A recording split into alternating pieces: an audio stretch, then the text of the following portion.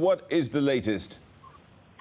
Well, look, there are tens of thousands of protesters here who've flooded onto Harcourt Road. Harcourt Road is one of the main arterial roads that leads into the centre of Hong Kong. This is extremely reminiscent of what happened during the 2014 Occupy Central protests, except there's one big difference. This crowd is very, very angry, which is why I think that the police are so much on tenterhook, because it's very difficult to know what exactly will happen here. But from where I've been standing on an overhead bridge that's looking down onto the gathering crowds, I can see that it's extremely well coordinated.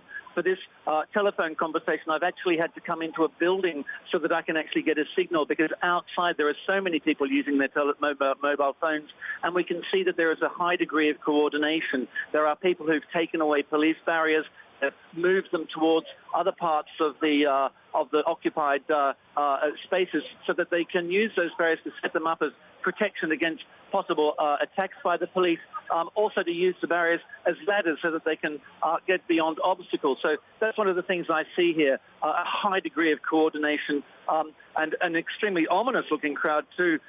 Looks like today's colour is black opposed to the white that was worn as a symbol of justice during the protest that took place in Hong Kong on Sunday, when up to 1 million people came out, although that number was said to be only 240,000 by the police. Still, 240,000 is fairly significant and shows the extent of the opposition to the extradition bill to be discussed later today here in Hong Kong. Yeah, David, what will happen at Legco later? Because as we've been reporting, of course, the debate over this bill has been delayed somewhat.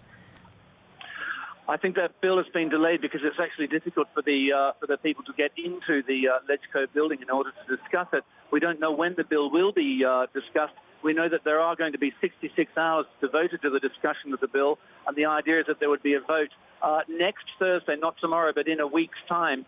And it's the essence of the bill which is causing so much resistance here in Hong Kong. It's really going straight to the heart of one country, two systems, the system of a high degree of autonomy, which has been promised to the Hong Kong people when the former British colony was handed back to Hong Kong back in 1997. The risk that the people here see is that the extradition bill will remove a firewall between the independent judiciary and legal system here in Hong Kong and the legal system in China, which is seen to be beholden to the Chinese Communist Party. Once that firewall is gone, there will be not much difference between the two jurisdictions, and the protections and the freedoms that Hong Kong people enjoy will be eroded, some say, for good.